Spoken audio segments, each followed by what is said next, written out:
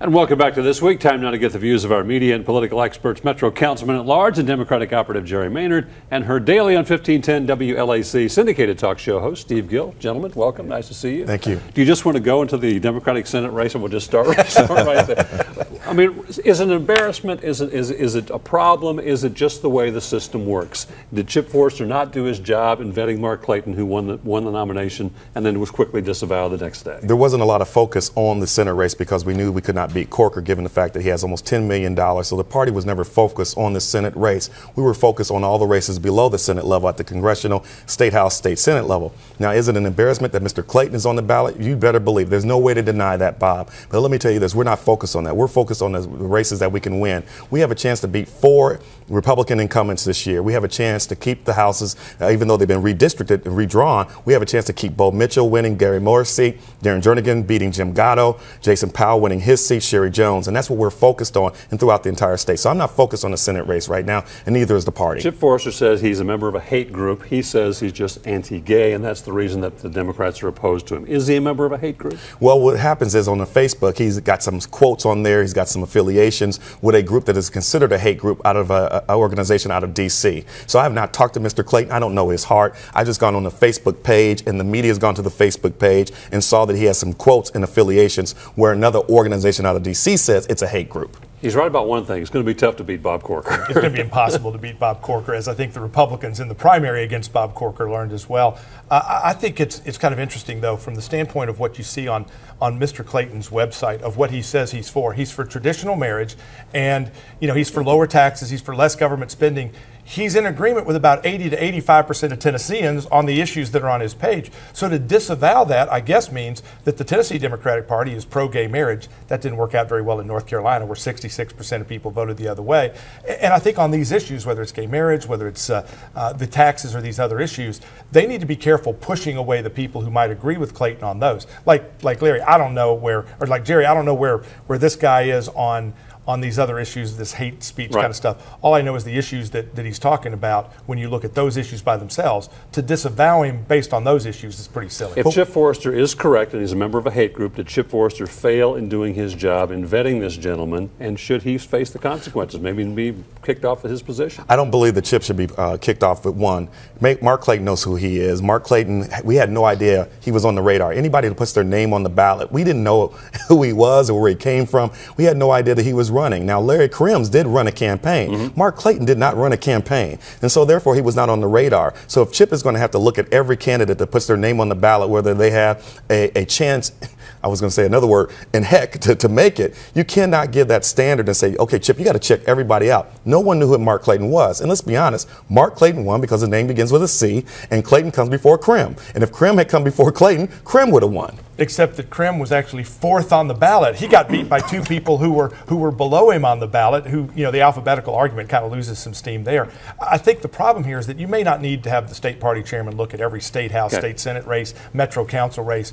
But when it's a U.S. Senate race, you ought to at least know who these people that are on the ballot are, and presumably there are going to be enough Democrats to turn out and you be able to communicate to them to say, don't vote for the nut, don't vote for the crook, don't vote for the racist. It's important. No, I think the only thing that we should be blamed, the entire executive committee, not just Chip Forster, the entire Democratic executive committee should be blamed by saying, why couldn't we find a person to run who is credible, who can raise money, who can help us with all the down ballot like the state house, state senate.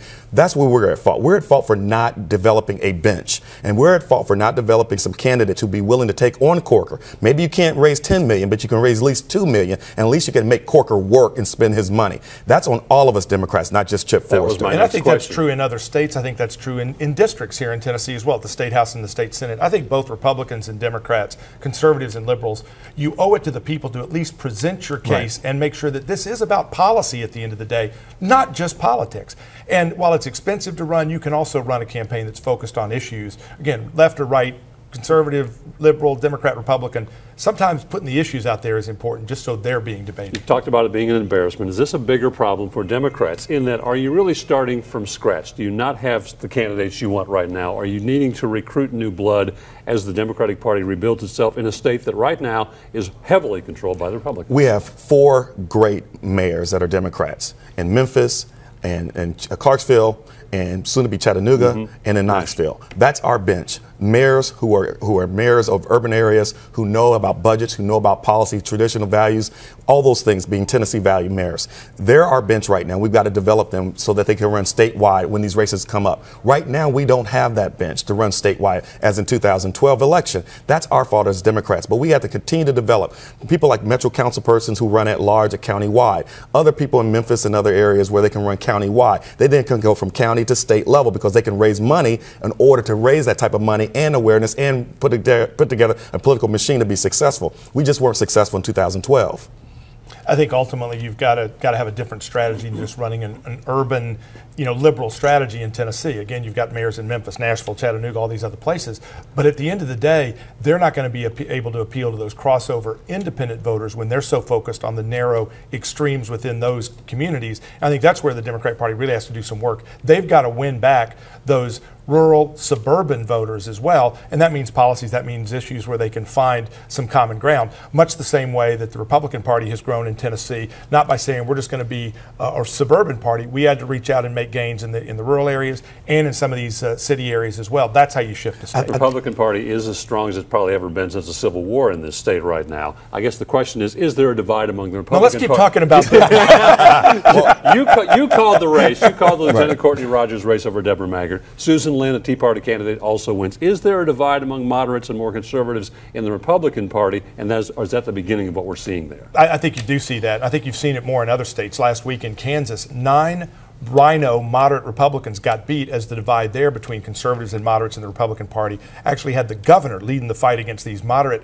Republican senators who had teamed up with the Democrats to try and block his legislation. We're not there in Tennessee yet, and you've got the Republican leadership with an opportunity to learn from Kansas and learn from this election and figure out how to work with conservatives and Tea Party activists in a positive way. I think the problem for the Republicans, and I used this example with a friend earlier today, you've got tribes. You've got different groups and factions. You've got some people that pretend to be conservative that aren't. You've got some that are. You've got some that are social conservatives, others that are fiscal conservatives. And the problem is when you look at these folks, it's like playing a football game with 4 different teams on the field all at the same time. Not many people wearing jerseys, and the one wearing jerseys will change them on you mid-play. It's chaos. Well, it's tough to govern. It's easy to get elected, but it's tough to govern. When you have the majority and you have different tribes, like Steve said, you're going to have these issues, which the Democrats had. Look what happened in 2008 with the health care bill. We had so many Democrats and we had different factions. But here's the opportunity, is that we can beat the Republicans because they're going to overreach with guns, and I believe that we can win the elections and win back some seats. Jerry Maynard, Steve Gill, appreciate it. Stay with us. This Week continues in a moment.